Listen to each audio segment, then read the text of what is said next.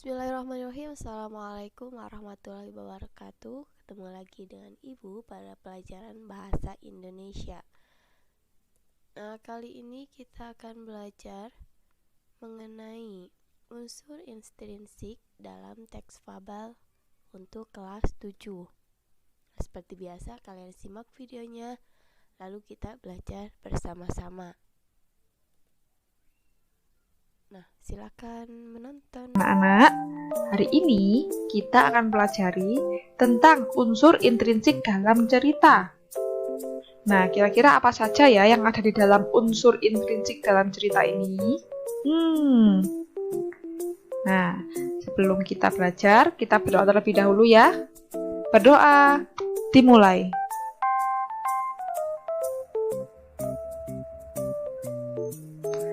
Berdoa, selesai. Nah, anak-anak, sebelum belajar atau sebelum masuk pada materi, Ibu akan menayangkan sebuah video. Nah, coba kalian amati dan kalian pahami ya isi dari video tersebut. 1, 2, 3.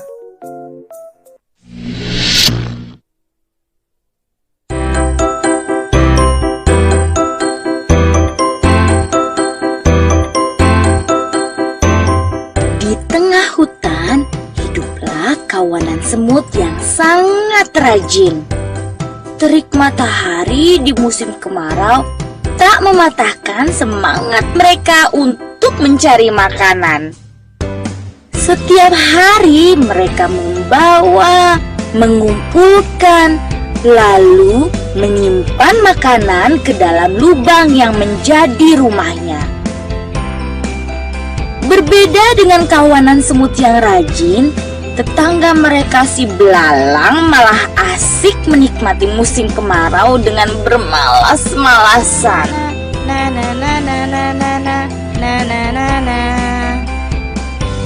Suatu ketika, kawanan semut rajin itu lewat di depan belalang yang sedang asik bernyanyi sembari memainkan gitar kesayangannya. Hai semut, apa yang sedang kalian lakukan? Kami sedang mengumpulkan makanan untuk persiapan musim hujan. Buat apa? Musim hujan kan masih lama. Lebih baik bersantai dahulu. Ayo sini, bernyanyi bersamaku. Semut tidak memedulikan perkataan belalang. Mereka kemudian berlalu meninggalkannya.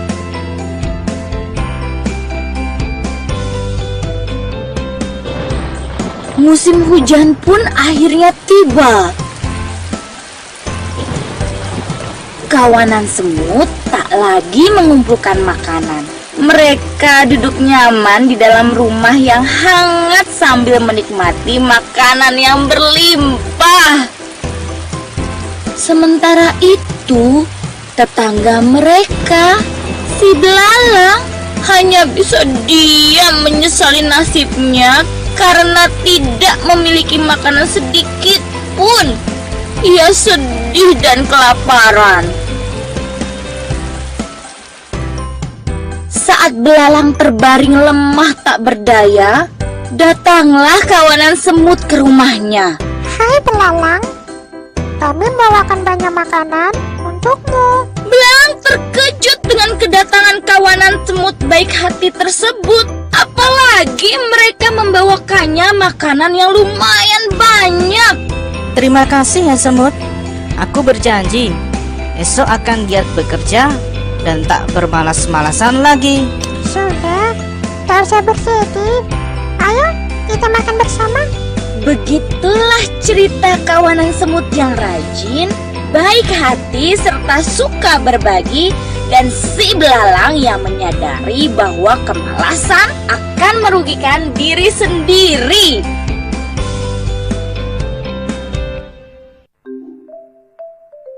Nah, anak-anak, kalian sudah mengamati video yang telah Ibu tayangkan.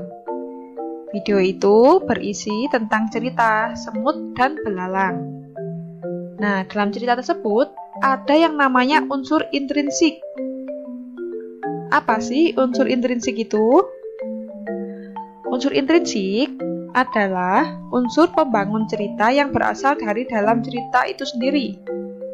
Jika diibaratkan sebuah bangunan, maka unsur intrinsik itu adalah bagian-bagian dari bangunan tersebut. Nah, kira-kira apa ya bagian-bagian dari unsur intrinsik itu? Unsur intrinsik terdiri dari tema, tokoh, watak tokoh atau penokohan, alur atau plot, latar atau setting, dan pesan moral. Jadi unsur intrinsik dalam cerita itu ada 6 ini anak-anak. Jadi setiap cerita pasti ada unsur intrinsiknya. Nah, mari kita pelajari satu persatu. Yang pertama, ada tema. Tema merupakan ide atau gagasan dasar yang melatar belakangi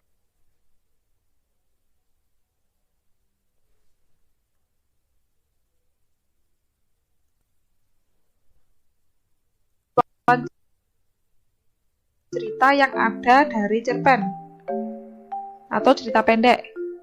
Nah, tema ini memiliki sifat umum yang dapat diambil dari lingkungan sekitar. Jadi tema ini tentang isi cerita ini tentang apa ya? Seperti itu. Contohnya persahabatan, perjuangan, kerjasama, dan lain-lain. Jadi tema ini hanya satu kata atau beberapa kata saja anak-anak, tidak sampai banyak kata. Karena tema ini ya yang dibicarakan dalam cerita tersebut. Contohnya, nah, ini ada bacaan Semut dan Belalang. Ini bacaannya sama dengan video yang telah kalian lihat. Nah, temanya ialah kerja keras dan usaha sang semut. Nah, jadi tema itu yang membicarakan dari satu cerita ini, yaitu tentang kerja keras dan usaha dari semut. Seperti itu. Selanjutnya, ada tokoh.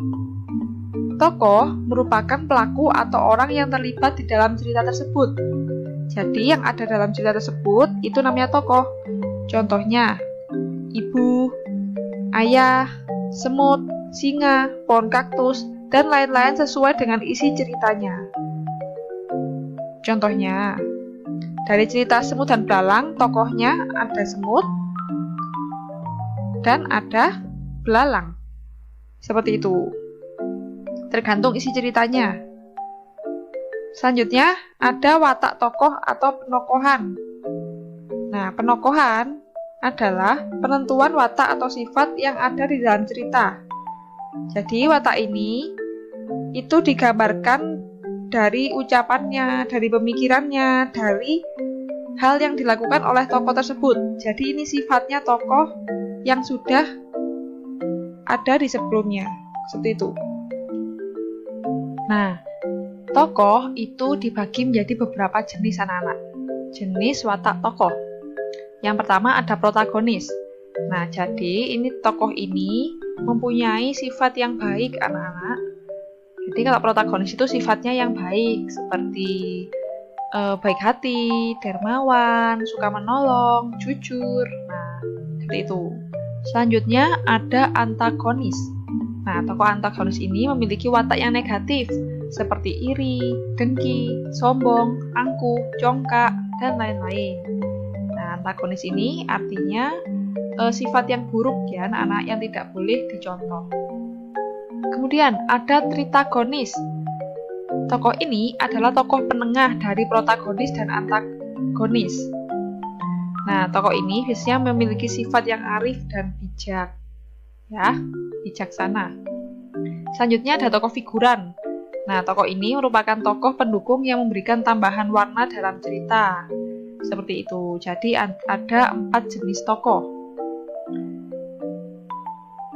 Nah, kalau dari cerita Semut dan Belalang, watak tokoh semut ialah kerja keras dan rajin.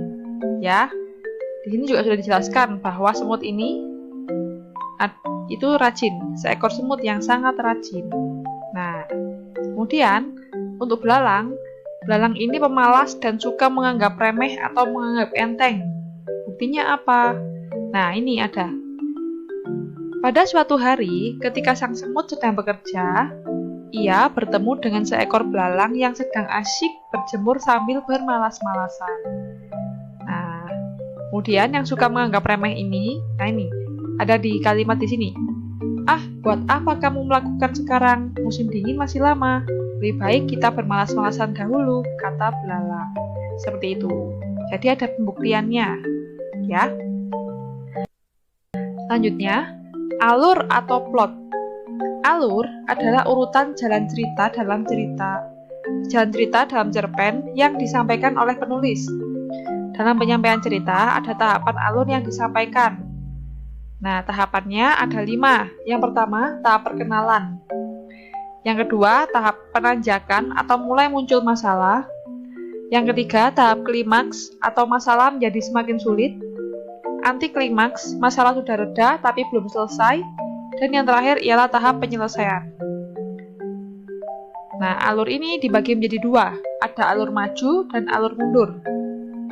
Nah, alur maju ini itu tahapannya urut. Seperti tadi, ada perkenalan, kemudian ada penanjakan, nah seperti itu. Jadi, alur maju ini jalan ceritanya itu runtut sesuai dengan tahapannya. Nah, kalau alur mundur, ini jalan ceritanya tidak urut. Bisa saja penulis menceritakan konflik terlebih dahulu. Setelah itu, kembali lagi ke pengenalan atau perkenalan, kemudian muncul konflik lagi. Seperti itu. Nah, kalau semut dan belalang ini, alurnya termasuk alur maju. Tahapan alurnya, perkenalannya, di tengah hutan hiduplah semut yang sangat rajin. Ia selalu mengumpulkan makanan. Kemudian tahap penanjakannya, semut bertemu dengan belalang dan diolok-olok oleh belalang. Klimaksnya atau masalahnya mulai memuncak atau mulai panas. Saat musim dingin, belalang hampir mati kelaparan. Antiklimaks, semut datang dan memberikan makanan. Penyelesaiannya, sang belalang yang semula malas menjadi rajin bekerja, mengumpulkan makanan seperti semut. Nah, jadi tahapan alur ini kamu jelaskan secara singkat saja. Jangan banyak-banyak ya. Jadi hanya cuplikan-cuplikan cerita yang menunjukkan tahapan alur tersebut. Seperti itu. Selanjutnya ada latar atau setting. Latar ialah keterangan tentang tempat, waktu, dan suasana dalam cerita. Latar ini dibagi menjadi 3, yaitu latar tempat. Nah, latar tempat ini tempat kejadian cerita tersebut. Contohnya, hutan, sekolah, rumah, tepi sungai, dan lain-lain. Latar waktu. Waktu kejadian tersebut. Contoh, zaman dahulu, suatu hari, siang hari, hari Senin, dan lain-lain. Latar suasana, yaitu suasana kejadian tersebut. Contohnya, menyenangkan, menyedihkan, mencekam. Seperti itu anak-anak. Nah, kalau berdasarkan cerita ini, latar tempatnya ada di tengah hutan. Rumah semut dan rumah belalang. Nah, ini di tengah hutan. Nah, ini rumahnya semut, ya. Kemudian ada rumahnya belalang. Latar waktu. Nah, ini ada setiap hari. Pada suatu hari. Musim dingin. Nah, jadi waktu itu ditunjukkan oleh ini, setiap hari pada suatu hari musim dingin. Kemudian latar suasananya menegangkan. Kenapa kok menegangkan? Nah, karena di sini kan belalangnya kan hampir mati kelaparan ya. Nah, itu kan sangat mendebarkan, sangat kita ingin tahu bagaimana selanjutnya cerita itu. Nah, jadi latar suasananya itu menegangkan. Nah, pesan moral sekarang. Pesan moral adalah pelajaran yang dapat kita petik dari cerita pendek tersebut. Nah, dalam suatu cerpen, moral biasanya tidak ditulis secara langsung, melainkan tersirat dan akan bergantung sesuai pemahaman pembaca akan cerita pendek tersebut. Jadi pesan moral ini tidak tertulis anak-anak, tapi harus kamu pahami dari keseluruhan bacaan. Itu adalah pelajaran yang bisa kamu ambil, atau hal-hal yang bisa kamu contoh. Kalau berdasarkan cerita semut dan belalang, pesan moralnya yang pertama, kita harus mempersiapkan diri sebelum menghadapi sesuatu. Kemudian yang kedua, jangan meremehkan orang lain. Yang ketiga, mari terus bekerja dan belajar dalam mencapai tujuan. Dan yang keempat, mari membantu sesama agar tercipta kerukunan. Nah, pesan moral ini tidak harus sebanyak ini anak-anak. Kalian boleh menyebutkan satu saja. Itu. Nah, namun dalam cerita ini ibu menunjukkan ada 4. Jadi ada 4 alternatif jawaban pesan moral dari cerita semut dan belalang. Seperti itu. Nah, anak-anak, kesimpulan pada hari ini, yuk tingkatkan literasi membacamu. Jangan malas untuk membaca ya. Nah, itu dia mengenai unsur intrinsik pada teks fabel. Nah, Ibu kira ini penjelasannya sudah sangat-sangat jelas ya. Bahkan kita disajikan video mengenai semut dan belalang. Lalu kita identifikasi unsur intrinsiknya, yaitu ada tema, tokoh, watak tokoh, alur, latar, dan pesan moral. Nah, di sini tema itu apa? Merupakan ide atau gagasan dasar yang melatar belakangi keseluruhan cerita yang ada dari cerpen. Berarti mengenai tentang apa sih si ceritanya, kayak gitu kan?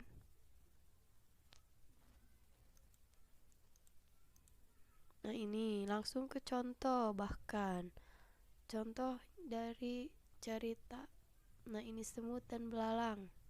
Entah sama yang teks ini ataupun yang video, temanya itu kerja keras usaha sang semut. Lalu di sini tokoh merupakan pelaku atau orang yang terlibat di dalam cerita tersebut.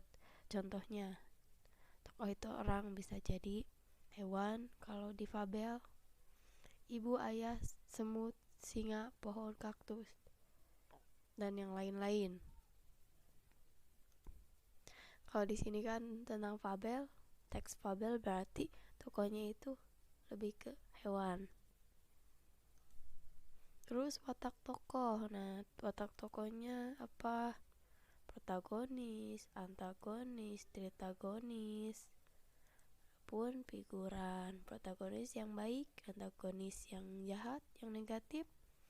Lalu ada tritagonis penengah. Jadi ketika protagonis dan antagonis ada masalah bersiteru, nah di sini ada tritagonis sebagai penengah antara protagonis dan antagonis. Di sini juga ada figuran, peran pendukung. Di sini watak tokohnya yang baik itu semut. Lalu berarti ini protagonis. Kalau ini belalang, antagonis. Kalau di sini pemalas, suka meremehkan, itu yang negatif. Lalu alur plot. Di sini ada tahap perkenalan. Tahap perkenalan di sini menjelaskan, misalkan ada semut yang seperti apa, ada belalang. Pokoknya perkenalan, entah perkenalan tepat, lalu watak tokoh itu. Terus tahap menanjakan, muncul masalah.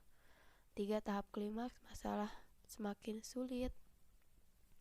Lalu 4 anti klimaks, masalah sudah reda tetapi belum selesai. Dan yang kelima, tahap penyelesaian setelah anti klimaks. Di sini alur terbagi menjadi 2, alur maju sesuai dengan tahapan tadi, perkenalan dulu, lalu muncul masalah, lalu klimaks, anti klimaks, lalu penyelesaian. Nah, kalau alur mundur, bisa jadi kita diberikan masalah dulu, klimaks dulu, lalu kita kembali ke peristiwa yang menjadi sebab masalah tersebut, sebab konflik tersebut. Balik lagi ke pengenalan tokoh, munculnya masalah, lalu menuju ke puncak masalahnya, seperti itu. Jadi nggak berurutan sesuai tahapan yang tadi, tahapan yang ini. Jadi bisa dari anti klimaks dulu, baru loncat ke tahap perkenalan, terus tahap penanjakan, tahap klimaks, seperti itu. Kalau yang alur maju dari nomor 1 sampai 5 berurutan. Ini contoh dari ceritanya. Kalau yang semut dan belalang menggunakan alur maju. Terus tahapan alurnya perkenalan. Tuh, perkenalan tempat. Terus wataknya dari semut. Tetap penanjakan semut bertemu dengan belalang dan diolok-olok oleh belalang. Dan seterusnya. Kalian bisa baca latar atau setting. Di sini ada 3. Ada tempat, waktu, suasana. Kalau tempat tidak harus selalu satu. Jadi gimana ceritanya? Kadang ceritanya tuh di hutan, lalu ke sungai, ke rumah, tuh seperti itu. Terus waktu, nih zaman dahulu suatu hari, dan seterusnya. Suasana menyenangkan, menyedihkan, mencekam. Ini contoh untuk ceritanya atau tempatnya. Nah, di sini bukan cuma satu kan, tapi ada tengah hutan, rumah semut, rumah belalang. Ada 3 tempat. Latar waktu juga nggak satu. Sini ada setiap hari, pada suatu hari musim dingin, ada beberapa. Lalu latar suasana menegangkan. Lalu di sini ada pesan moral. Pesan yang kalian bisa ambil dari cerita tersebut apa sih? Nah, itu pesan moral, pelajaran yang dapat kita petik dari cerita pendek tersebut. Dalam suatu cerpen moral biasanya tidak ditulis secara langsung, melainkan tersirat. Jadi dalam teksnya itu tidak dicantumkan langsung. Kalian harus menyimpulkannya sendiri, memahaminya sendiri. Nah, contohnya ini pada semut dan belalang. Kita harus mempersiapkan diri sebelum menghadapi sesuatu. Jangan meremehkan orang lain. Contoh-contoh pesan moral seperti itu. Nah, untuk unsur intrinsik teks fabel mungkin sekian dulu. Jika ada pertanyaan, biasa kalian bisa tanyakan secara langsung. Terima kasih sudah mau menonton, sudah mau menyimak. Assalamualaikum warahmatullahi wabarakatuh.